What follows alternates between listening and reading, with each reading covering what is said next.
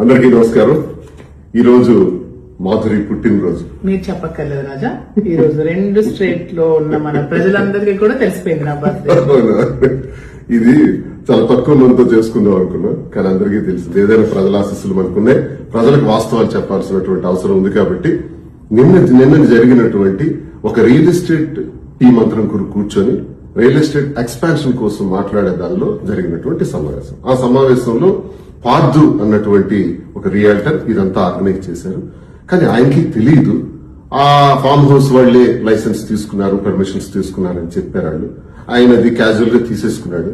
మరి కార్యక్రమాన్ని చేసిన తర్వాత మధ్యలో పోలీసులు 10కి ఇలా వచ్చారు. మేము 9:30కి అక్కడికి వెళ్ళాం.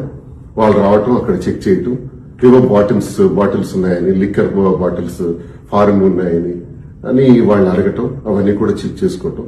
తర్వాత నన్ను కూడా వాళ్ళు చూడటం, చూసి సార్ మీరు ఇక్కడే ఉన్నారా, ఇక్కడ లైసెన్స్ లేదు, పర్మిషన్ లేకుండా ఇది జరుగుతుంది కాబట్టి మేము రావటం జరిగింది, ఇవన్నీ సీజ్ చేస్తున్నామండి అన్నారు. That's all. చాలా మంది పుట్టినరోజు అక్కడ జరిపామని, డిసెంబర్ 11 మాధురి పుట్టినరోజు కాదు, డిసెంబర్ 12 మాధురి పుట్టినరోజు, ఇప్పుడు పుట్టినరోజు జరుపుకున్నాం. ఈ సందర్భంగానే మరి అందరికీ కూడా ఒకసారి మీ అందరి ఆశీస్సులు ఉండాలని ప్రతి ఒక్కరికి, ప్రజలందరికీ, 2 రాష్ట్రాల తిరుగు వారికి, దేశ విదేశాల్లో ఉండే ప్రతి ఒక్కరికి, తెలిసిన ప్రతి ఒక్కరికి కూడా నేను తెలియజేస్తున్నాను.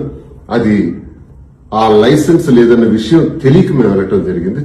ఒకవేళ ఉందనే అనుకున్నాము, లేదు అని తెలిస్తే వెళ్ళుండే వాళ్ళమే కాదు. కాబట్టి దయచేసి దీన్ని ఎక్కువ ఎక్స్టెండ్ చేయకుండా, ఈ జరిగిన విషయం పైన పోలీసు వారు కూడా కేసు కట్టారు, ఫామ్ హౌస్ యజమాని పైన, పార్టీ పైన. సో ఎటువంటి అరెస్టులు జరగలేదు. ఇదంతా అబద్దం, అభూత కల్పన అని ప్రతి ఒక్కరికి తెలియజేస్తూ, ప్రజల కోసం నిత్యం పనిచేసే వ్యక్తులుగా క్రమశిక్షణతో ఎలా ముందుకు అడుగేయాలనే దానిలో మేము ముందుంటామని తెలియజేస్తూ, ప్రతి ఒక్కరి ఆశీస్సులు, సహాయ సహకారాలు ఉండాలని కోరుకుంటున్నాను. నమస్కారం.